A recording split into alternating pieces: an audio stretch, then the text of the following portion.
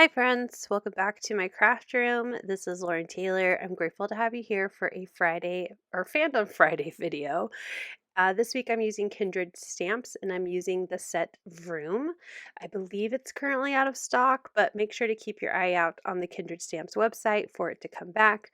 I'm also using the Desert Scene craft die, my Card Basics die, Sentiment Strips dies, and the Desert Scene layering stencil. So I'm going to go ahead and get started with my coloring. I've already stamped my tow truck and my race car.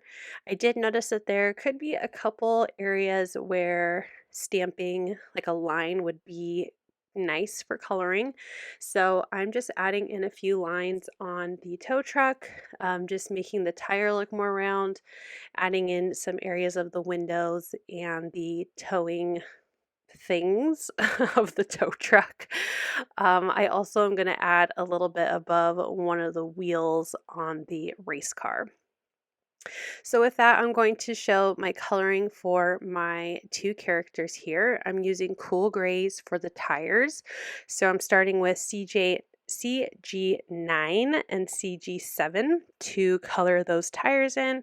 And I'm going to use the same coloring and kind of technique for all the tires on my card. So I'm just going to show my tow truck here. And I won't really go into detail on the race car because I'm pretty much doing the same thing of adding the darker color towards the bottom of the wheel and especially under the wheel, and then using the lighter shade to blend that out. There is a lot of red on this race car, so for those colors I'm using R0.6 and R0.5. I thought about using a third color, but the next R, I believe 0.4, is a little more pinkish than I would like. So I'm just going to use these two colors to color them in. So I'm using the darker shade where there's going to be shadow and around the edge of the car. So definitely more towards the bottom and edges, like I said, for the darkest color. I do go a little thick right here, as you can see, because there's a lot of space to color. And once I kind of go around and get anywhere where there's not lines kind of separating a separate area, I'm going to just go ahead and add in that darkest color. And then I'm going to go back over it with the lighter shade and completely color in the red. Now I'm trying really hard to not go over and outside any lines because red is a little harder to cover up with my white gel pen or with other colors, but I think I do a fairly good job staying inside the lines. But I'm just going to go right back over those same areas where I drew in or colored in the shadow and fill in the rest of the area. After I finish this kind of larger area of the car, I'm going to do around the windshield and then the hood of the car as well, and the little spoiler in the back, all in red. Definitely using a lot of this color, but he is a red race car, so I'm going to have to lean into using lots of red. Then moving on to the flames on the side of the car, I'm going to be using a combination of yellows and oranges. So the lightest color is Y2.3, and then I'm going to have kind of a middle tone of O1.3. It's not really following any type of shade colors for this. I'm just going to blend back and forth between the three colors that I'm going to use for the flames. I'm also using those two lighter colors to fill in the lights on the front of the car, just the sides. And then the darkest part of those flames is O2.4. So like I said, not really following any type of color family, but I'm going to go back and forth between the colors and just try to create the best blend that I can to go from yellow to orange. Finally, I'm going to bring in more cool grays to color in the exhaust on the side of the car, some of the area of the wheels, the windows, kind of just darken those up with gray. And then I'll use the lightest cool gray, which is CG0. So I'm using 3-in-1. 3-in-1 for most of the areas of the car, but I'll bring in CG0 to color in what would be white, so like his little teeth and then the eyes on the windshield. After I finish coloring in the race car, I'm going to move over to the tow truck. So I use the same to color in the windshield or the eyes of this tow truck. I'm bringing in my trusty colors R1.8 for the inside of the mouth and YO 2.0 for the teeth. And then more cool grays to darken up the side window of my tow truck. I'm doing CG5 and CG3. It's a little bit darker than the race car if you look at images. So that's what I leaned into, as well as one of the lights on the car. He only has one light, so the rest I'm going to color in with my rust colors. There is a little bit of kind of a tealishy green on the door of this tow truck, so I'm using BG 2.3 and 2.1 to color in that teal area. And then I'm going to go pretty heavy with the rusty orange color, and I will add in a little bit of blue, but I'm going to start with my orange, kind of orangey brown first. So I'm going to do all of the rust color in O 2.7 as the darkest shade and O 2.5 as the lighter shade. So anywhere that is not already colored with that teal color, I'm going to color with my rust combination. I'm also going to bring in my cool grays a little bit later to finish like the towing apparatus in the back, but I'm going to be using a lot of this color combination, and similar to how I showed the coloring of my race car, I'm just going to color in the front of my tow truck and kind of let you just see how I'm doing the basic coloring combination of these two colors, but I'm not going to color in the whole car because it's just this one color combination for most of this tow truck. So once I'm done adding in the darker areas, I'm going to go back in with that lighter color, again O 2.5, and color in the areas that I already added the shadow to. Now, if you look at this character, there is still that kind of teal color showing through, even though it's very dirty, rusty color.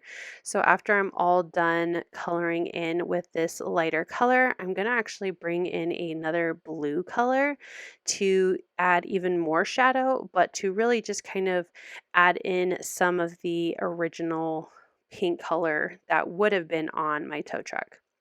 So after I finish coloring in again CG9 and CG7, because that's my go-to color combination for what should be black for the towing apparatus area, I'm going to bring in that blue color so we can add in some of that what would have been teal. So I'm using B4.6 for this. So again, just going through and adding some shadow of where I think some of the rust would have not been as rusty, if that makes sense, because it's trying to give the look of the original paint color through the rust. And I hope I did a pretty good job with this. I'm pretty satisfied with how my coloring turned out for him. I wasn't really sure if I was going to like it, but this is my I think second time coloring him in with this color combination, and I was pretty happy with the first one, so I feel pretty confident, I think, in sharing this with you, and I hope that it gives you inspiration for coloring these characters. Here's how they look with a little bit of stippling using the darkest shade on both of my little characters as well as some white highlights. And let's move on to creating my background. So I've already done my die cutting. I have my background out of some white cardstock, and I'm going to do some ink blending again with that desert scene layering stencil. I did cut that white cardstock with the rectangle from the card basic die. So I'm going to start with creating my sky. So I'm taking the mountain stencil, which is the kind of like cut insert of my stencil, and I'm placing that onto my white cardstock, and I'm just going to be very careful. I'm being very daring, not using my grip mat or even tape to hold my stencil in place, but using a blending brush and Distress Oxide in Tumbled glass to add in that blue, which will be the sky of my background. Once I'm happy with how that has blended, I'll go ahead and clean up my stencil and my area. And now I'm going to overlap my stencil correctly here with the cut insert or the outside part of my stencil, so I can create the mountains that were what I just stenciled around for the sky. There's also a second set of mountains, so I'm going to use that at the bottom. So I have my next layer of my background, which I'm again using Distress Oxides, this time in Rusty Hinge, to create my tall mountains kind of further back in the skyline. I just really like this stencil, and I think it gives the perfect scene for which this cartoon fandom movie is set. So even though this came out with a different release, I still think that it's very useful for this stamp set. So once I, again, very carefully add in that blending with my magnets and my stencil, I'll clean up and move on to the next stencil, which will be pretty much flipping that square stencil over so I can do the second layer of mountains, which I'm going to use Crackling Campfire for. So really leaning into that desert orange scene. And I'm going to go almost all the way to the bottom, so I don't have to be quite as careful with how far down I'm going, but still using my strong magnets to keep that stencil in place so I can get that color right up to the edge of that stencil design. Once I have enough going down my background, I'll go ahead and just move the stencil, and that way I can just bring that color down. I want to make sure that when I glue my dies together, my die cut pieces together to fit for my scene, that my color has gone down far enough that you won't see it. So I'm just going to grab my row die cut, and it's perfect, so I can finish that off. So now I want to assemble some cactus in my background, which are going to be pretty much just cut out. I only want a few. My little vehicle characters are going to cover what would be most of those cactus if I just glued that right behind that black piece of cardstock. So I just trimmed a few off with my scissors, and I'm going to use some repositionable tape on the back side of this black piece of cardstock. I did die cut it with that rectangle card basic die, and then one of the kind of plain mountainy scenes from the desert scene craft die without the cactus. And because it's repositionable for a short time, I can go ahead and add in these cactus pieces on the back side, and I can move them around if needed. This adhesive does eventually dry permanently, but since I'm kind of maneuvering my cactus around, having that little extra time just to make sure I've placed them where I want to is just helpful. So now that those are in place, I'm just going to grab my liquid glue to add adhesive on the back side of the cactus, and then I'll go ahead and attach this piece to my background. They're die cut with the same rectangle die, so they line up perfectly along the edge and in the corners, and I'm just going to apply some pressure to keep that in place. Next, I want to stamp my sentiments, so I'll go ahead and grab my card base as well as my sentiment strip, and I'm going to stamp in Nocturne VersaFine Clair ink. And on the inside of the card, I'm stamping happy birthday, trying really hard to be better this year about stamping sentiments on the insides of my card. So I have happy birthday on the inside, and then on the front, I'm going to grab the sentiment that says driving by to say. And that's just going to make a fun kind of cohesive sentiment from the outside of the card to the inside of the card. I did stamp it more towards the left because I'm going to adhere it to my card front and have it hang off the edge and then trim off the edge so my sentiment will fit perfectly in what I'm going to have as my banner on the card. I grabbed some thin foam adhesive and I'm going to add it, or not going to, I did add it to the back of my banner behind the sentiment. And then I'm going to do my best to get that lined up nice and straight onto that background. And again, letting it hang over so I can trim off the excess. So it looks more like a flag than a banner on the side there. And with that, I'm going to go ahead and adhere this piece to my card front. So I'm just going to use my sturdy tape runner here and put adhesive all along the back and then put that on the front of the card, which I do need to pay attention to because now there's a sentiment on the inside of the card. So I made sure that I glued that to the right to the correct side. Next, I added more foam adhesive, so I used that same thinner foam adhesive on the back of my tow truck and then also on the area where I knew these two needed to overlap in order to fit on the card front. And then I added double the thickness of the foam adhesive on the rest of that race car, so that way it has a flush adhesion to the card base, like that's stable and even.